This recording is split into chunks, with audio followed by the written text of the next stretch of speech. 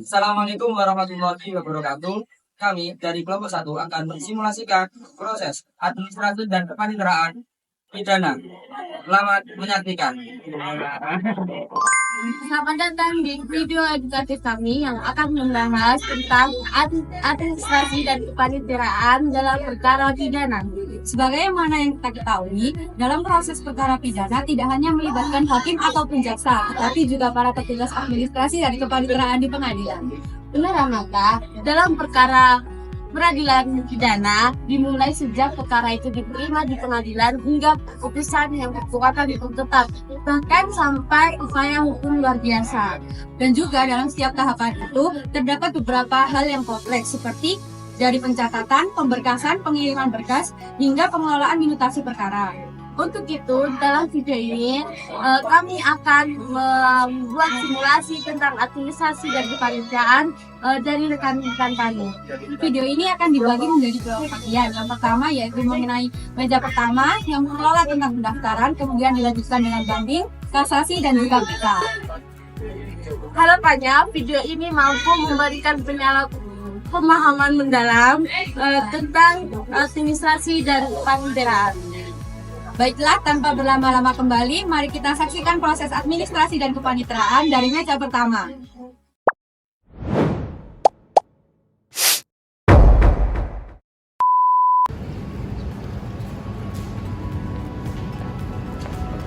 Dengan jaksa ya? Iya. Bisa langsung menuju ke meja pendaftaran. Oke, baik. Selamat siang Bapak, ada yang bisa saya bantu? Selamat siang Ibu, saya Iya. mau melaporkan berdasarkan laporan pelimpahan dari Polri.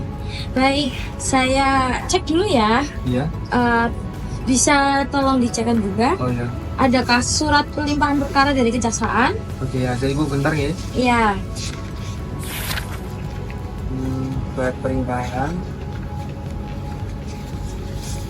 Ini surat Oke. pelimpahan perkara. Ada ya. Iya, Ibu. Terus surat dakwaan? Surat dakwaan sini. Baik, terima kasih. Terus ada berita acara pemeriksaan? Ada ini bentar. Iya. Berita acara pemeriksaan saksi dan juga tersangka ya. Ibu? Iya, betul. Ini. Fungsi Oke. silakan dicek. Terima kasih. Terus ada daftar barang bukti? Daftar barang bukti yang dari Polri ya, Ibu? Iya. Ya, ini. Oke, ada ya. Ya. Terus surat penahanan? Surat penahanan perinci Oke. Surat penunjukan? Penunjukan jaksa ya. ya? Ya. Terus ada? Ada. Baik. Silakan dicek Ibu. Iya. Oke, karena ini sudah lengkap, saya akan menyimpulkan dulu ke meja berikutnya ya. Terima kasih Bapak. Terima kasih Ibu. Iya, sama-sama. Ibu tolong masukkan ke SIPP ya. Ya, baik, saya akan masukkan ke SIPP. Selanjutnya, Ketua Pengadilan akan menunjuk majelis hakim dan memasukkan penetapannya ke SIPP. Dan dilanjut dengan panitera juga menunjuk panitera pengganti dan memasukkan penetapannya ke SIPP. Permisi, Pak Ketua. Oh ya, ada apa ya? Mohon izin untuk memberikan berkas perkara pidana. Mohon untuk dicek terlebih dahulu. Oke, baik saya cek dulu ya. Iya.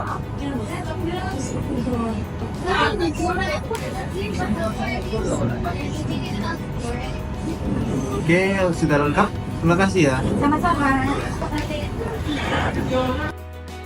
Setelah menerima berkas perkara dari panitera muda pidana, Ketua Majelis Hakim akan meneliti berkas perkara dan membagikannya kepada hakim anggota, lalu menetapkan hari sidang pertama, memasukkan penetapan hari sidang pertama ke dalam SIPP, dan menetapkan status penahanan terdakwa. Tahapan selanjutnya adalah persidangan. Sidang perkara pidana nomor register 1744-B-PN Surabaya garing 2025 akan segera dimulai. Majelis Hakim memasuki ruang sidang. Hadirin dimohon untuk berdiri.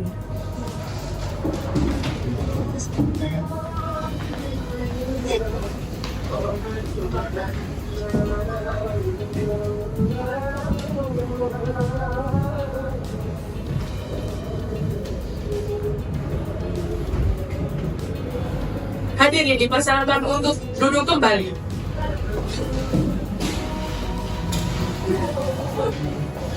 Baik, Apakah laki dan ini sudah siap untuk dimulai?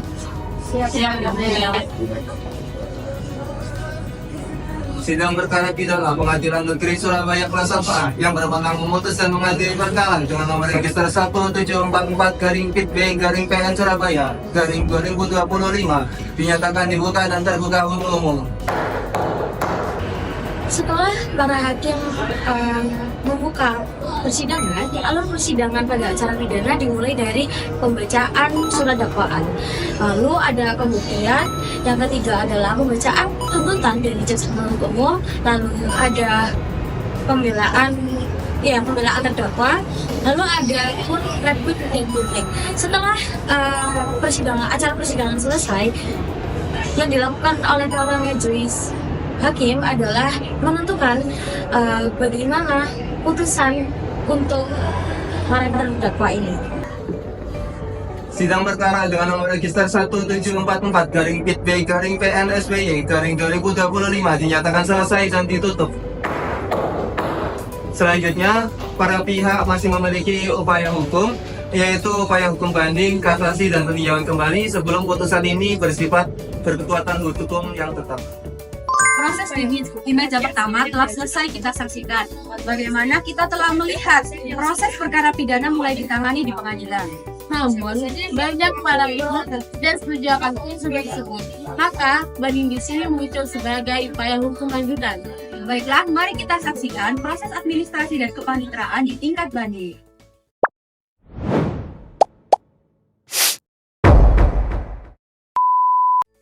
Banding adalah salah satu upaya hukum biasa yang bisa diajukan oleh pihak yang tidak puas terhadap putusan pengadilan di tingkat pertama. Dalam perkara pidana, banding dapat diajukan oleh terdakwa ataupun jaksa penuntut umum. Tujuan dari banding itu agar putusan pengadilan di tingkat pertama dapat ditinjau ulang oleh pengadilan yang lebih tinggi, yaitu pengadilan tinggi.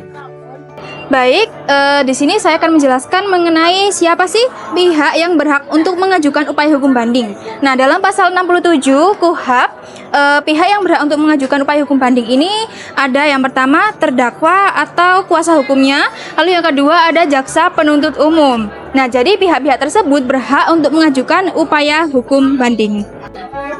Agar permohonan banding dapat diterima oleh pengadilan tinggi, maka 4 syarat ini harus terpenuhi.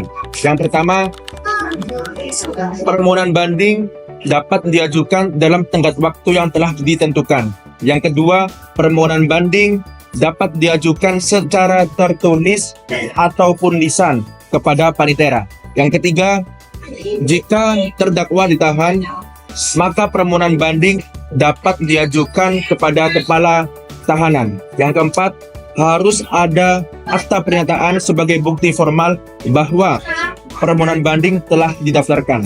Jika 4 syarat ini tidak terpenuhi, maka permohonan banding dianggap tidak sah. Baik, selanjutnya saya akan menjelaskan batas waktu pengajuan dan pemeriksaan banding. Batas waktu pengajuan dan pemeriksaan banding dilakukan secara ketat dan mengikat. Berikut adalah ketentuan waktunya. Yang pertama, pengajuan banding dilakukan maksimal 7 hari setelah putusan dibacakan atau diberitahukan. Yang kedua, pemeriksaan berkas ke pengadilan tinggi. Penerimaan berkas ke pengadilan tinggi dilakukan maksimal 14 hari setelah permohonan diterima. Yang ketiga, pemeriksaan berkas di pengadilan tinggi tidak diatur secara rinci di dalam KUHP, namun prinsip peradilan cepat tetap berlaku. Oleh karena itu, keterlambatan pengajuan banding akan mengakibatkan tidak terpenuhnya hak untuk mengajukan upaya hukum tetap. Yang pertama, pencari keadilan mengajukan banding melalui pengadilan negeri setempat, sehingga petugas PTSP menerima berkas banding masuk dari pengadilan negeri pengaju dan memberikannya kepada bagian umum.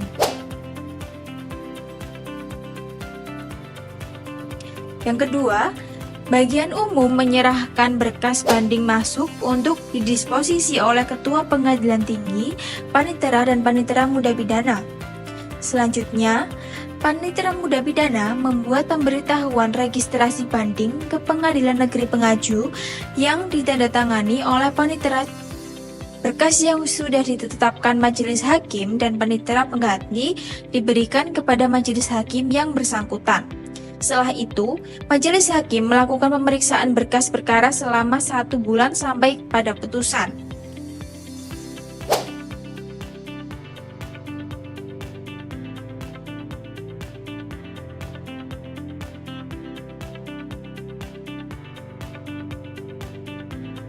Setelah berkas tersebut putus, panitera pengganti menginput amar dan tanggal putusan, pertimbangan hukum serta e-dokumen putusan ke dalam SIPP pidana banding.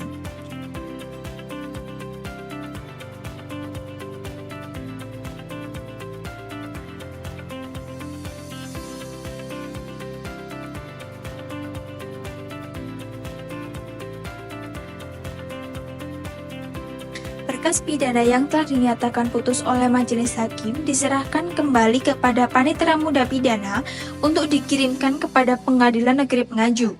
Setelah itu, panitera muda pidana melakukan penutasi perkara pada SIPP sebagai pertanda perkara pidana telah selesai tahap banding.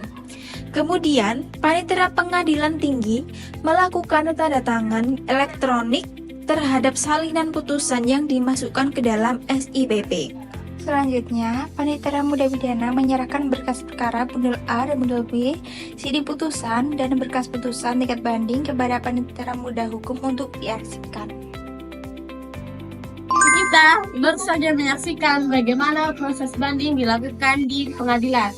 Namun, apabila dalam proses tersebut, para pihak tetap tidak setuju dengan putusannya, maka bisa dilanjutkan dengan proses selanjutnya, yaitu proses kasasi. Kasasi dilakukan di Mahkamah Agung melalui sangat ketat secara. Baik, mari kita saksikan bagaimana proses administrasi dan kepaniteraan di tingkat kasasi.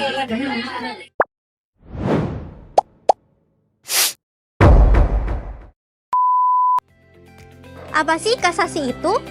Jadi teman-teman, kasasi adalah upaya hukum luar biasa yang diajukan ke Mahkamah Agung terhadap putusan pengadilan tingkat pertama atau tingkat banding yang telah berkekuatan hukum tetap atau inkrah. Siapa sih yang dapat mengajukan upaya hukum kasasi?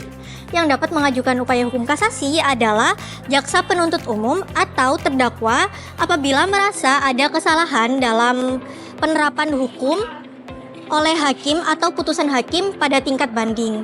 Untuk selengkapnya, simak video selanjutnya. Syarat umum pengajuan kasasi. Yang pertama, kasasi hanya bisa diajukan dalam waktu 14 hari sejak putusan diberitahukan.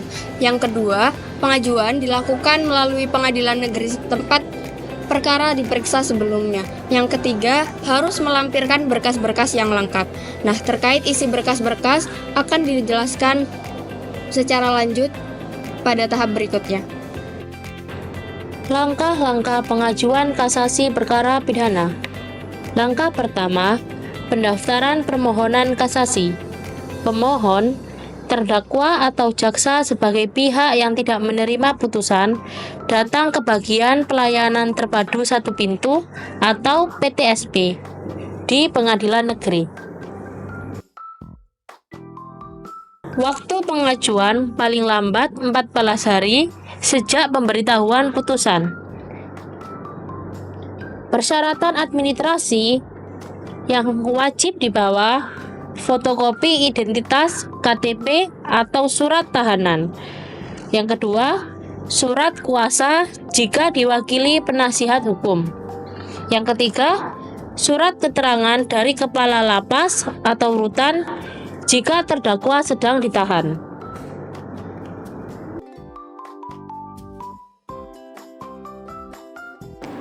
Selanjutnya yaitu pembuatan akta pernyataan kasasi. Panitera membuat akta pernyataan kasasi dan mencatatnya dalam register perkara. Akta ini penting karena menjadi bukti formal pengajuan kasasi. Langkah selanjutnya adalah pemberitahuan kepada termohon. Termohon adalah pihak yang menjadi lawan dari pemohon kasasi, yaitu jika terdakwa yang mengajukan kasasi, maka termohonnya adalah jaksa penuntut umum. Jika jaksa penuntut umum yang mengajukan kasasi, maka termohonnya adalah terdakwa. Jika Setelah permohonan dicatat, pengadilan wajib memberitahukan kasasi ini kepada termohon paling lambat 5 hari kerja.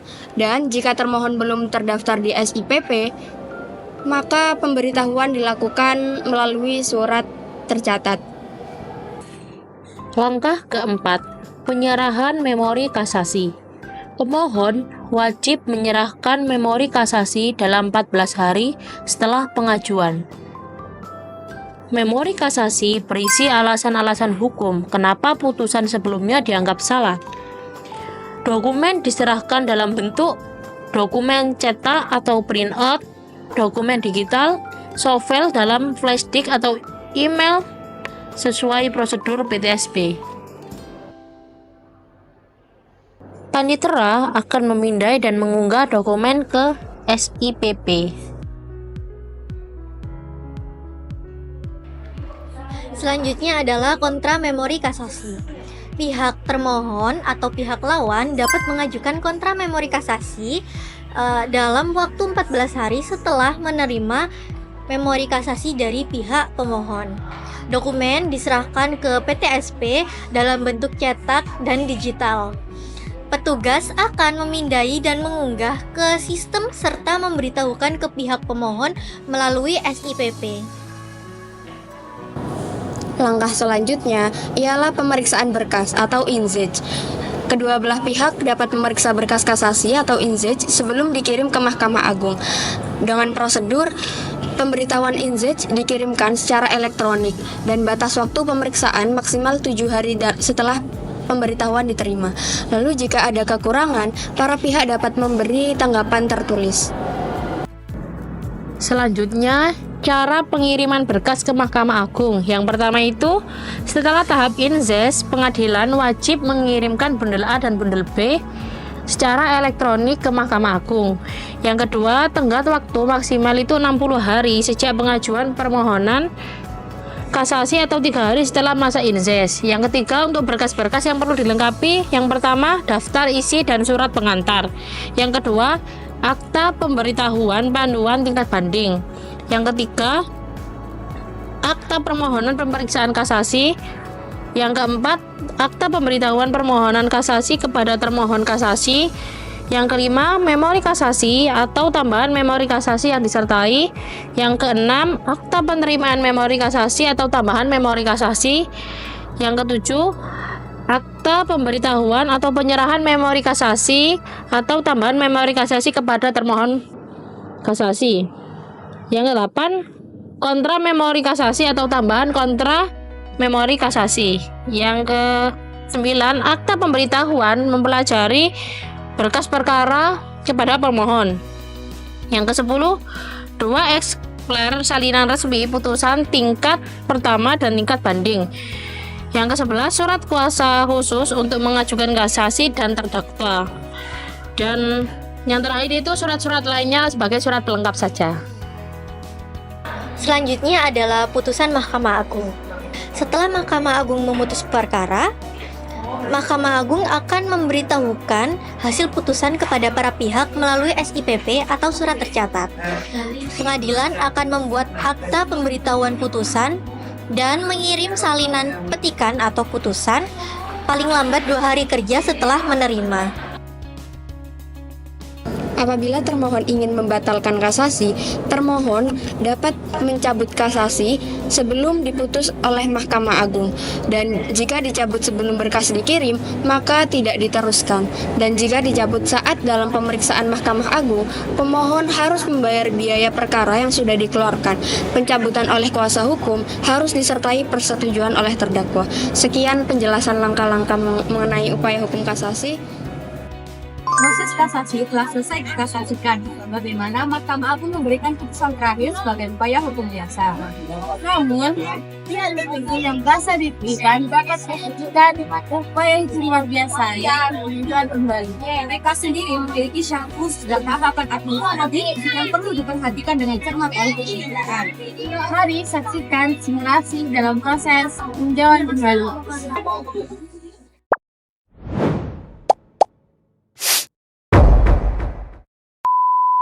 Halo teman-teman, di sini saya ingin menjelaskan terkait dengan peninjauan kembali. Apa sih peninjauan kembali itu? Peninjauan kembali adalah salah satu upaya hukum luar biasa yang diajukan oleh terpidana atau ahli warisnya terhadap putusan yang sudah berkekuatan hukum tetap atau ingkrah. Siapa saja sih yang bisa mengajukan peninjauan kembali? Yang bisa mengajukan peninjauan kembali adalah yang pertama, terpidana itu sendiri, dan yang kedua adalah ahli warisnya apabila terpidana sudah meninggal dunia. Dan yang terakhir adalah jaksa, dalam hal ini untuk kepentingan negara. Apa aja sih syarat-syarat yang diperlukan dalam permohonan peninjauan kembali? Yang pertama, adanya bukti baru yang kuat dan relevan, yang dalam hal ini belum diajukan dalam persidangan sebelumnya. Dan yang kedua, adanya pertentangan antara putusan satu dan putusan lain terhadap perkara yang sama. Dan yang ketiga, terdapat kekeliruan dan kehilafan hakim dalam memutus perkara. Jadi terkait konsep untuk mengajukan proses peninjauan kembali yang paling utama, pertama terkait dengan permohonan yang mana bisa diajukan oleh terpidana. Yang kedua terkait dengan pengajuan, yang mana itu bisa disampaikan lewat MA melalui pengadilan negeri yang memutus tingkat pertama. Nah, bila tidak bisa melakukan tertulis, bisa dilakukan secara lisan. Yang kedua terkait isi permohonan, harus memuat alasan peninjauan kembali secara jelas. Yang keempat terkait berkas, yang mana panitera menerima, mencatat, membuat surat keterangan ditandatangani dengan pemohon. Yang kelima terkait pemberitahuan, dalam jangka 14 hari dari panitera memberitahukan kepada pihak lawan untuk mengetahui apa tujuan kita. Yang keenam terkait dengan penunjukan majelis hakim, dalam jangka 14 hari dari panitera menunjuk hakim yang berbeda dari hakim putusan sidang yang lalu. Yang ketujuh terkait dengan persidangan, terpidana atau ahli waris bisa didampingi kuasa hukum, jaksa memberikan pendapat terpidana dapat dihadirkan dari lapas. Yang kedelapan terkait dengan alat bukti yang bisa diajukan lewat surat saksi yang belum pernah diajukan sebelumnya. Yang kedelapan terkait dengan berita acara dibuat dan ditandatangani oleh hakim, jaksa, pemohon, dan panitera. Yang ke-10 terkait pengiriman ke MA, yang mana dalam 30 hari setelah pemeriksaan panitera kirim berkas ke Mahkamah Agung. Yang ke-11 terkait dengan biaya, pemohon wajib membayar biaya perkara sesuai dengan pengajuannya. Yang ke-12 terkait batas waktu, peninjauan kembali diajukan dalam waktu 180 hari sejak novum diketahui atau diputuskan bersangkutan dengan hukum tetap. Yang ke-13 terkait dengan efek hukum, peninjauan kembali tidak menangguhkan eksekusi dan hanya dapat diajukan satu kali. Sekian. Permohonan peninjauan kembali harus didaftarkan ke Panitera Pengadilan Negeri yang telah memutus perkara dalam tingkat pertama.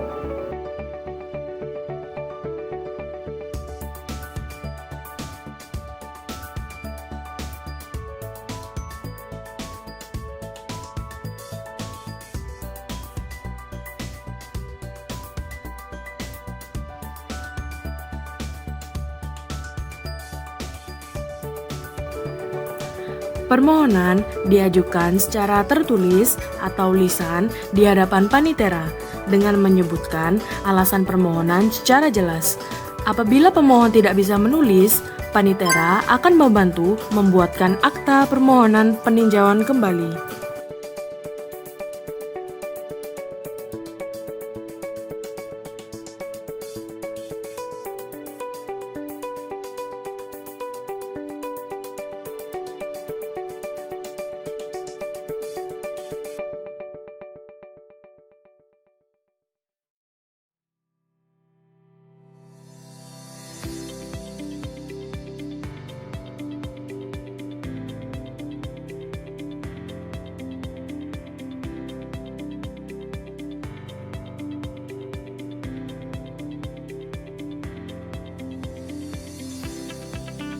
Setelah panitera menerima dan memeriksa kelengkapan permohonan PK dalam waktu 14 hari, Panitera akan menyampaikan salinan permohonan PK kepada pihak lawan agar mereka dapat memberikan jawaban dalam waktu 30 hari.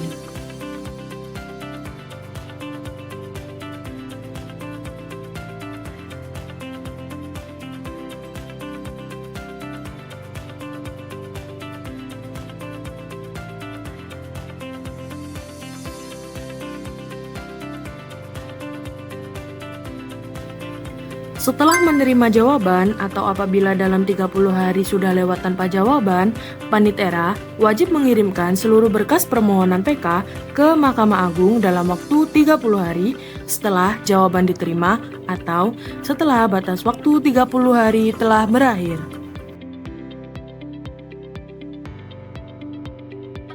Setelah melakukan upaya hukum, selanjutnya yaitu membuat laporan. Jadi, Panitera wajib membuat laporan keadaan perkara setiap bulan, kuartal, dan akhir tahun. Lalu laporan itu diberikan kepada Ketua Pengadilan, Panitera Agung, sekaligus Ditjen Badan Peradilan Umum. Dan laporan itu harus diterima oleh Pengadilan Tinggi maksimal 5 bulan. Dan Panitera harus membuat laporan kegiatan hakim setiap 6 bulan. Dan laporan perkara pidana itu harus berisi tentang keadaan perkara sejak diterima, diputus, dan diminutasi. Selanjutnya, format laporan harus sesuai dengan formulir yang ada. Dan yang terakhir, cara pengisian formulir dapat dilihat di buku 2. Baik, selanjutnya saya akan menjelaskan mengenai pengarsipan. Jadi arsip perkara terdiri dari 2 jenis. Yang pertama, perkara yang masih berjalan, dan yang kedua, perkara yang sudah selesai. Kedua jenis perkara tersebut dipisahkan. Nah, lalu untuk perkara yang sudah selesai itu dikelola oleh Panitera Muda dan disimpan di dalam box. Jadi dalam box itu bertuliskan nomor urut, tahun perkara, jenis perkara, nomor urut perkara. Nah, itu bisa ditulis dalam box atau sampulnya. Yang terakhir, pengadilan juga dapat menyimpan berkas perkara dalam bentuk lain, misalnya disket, flash disk, hard disk, dan media lainnya. Alhamdulillah, kita telah menyelesaikan bagaimana proses administrasi dan kepaniteraan, mulai dari mereka pertama, banding, kasasi, hingga peninjauan kembali. Semua proses ini menunjukkan betapa pentingnya proses administrasi dan kepaniteraan menjadi jalannya proses peradilan pidana secara profesional. Tanpa adanya tata kelola administrasi yang baik, proses hukum bisa mengalami hambatan, terutama merugikan para pencari keadilan. Semoga video ini dapat memberikan edukasi secara mendalam dalam ranah hukum acara pidana.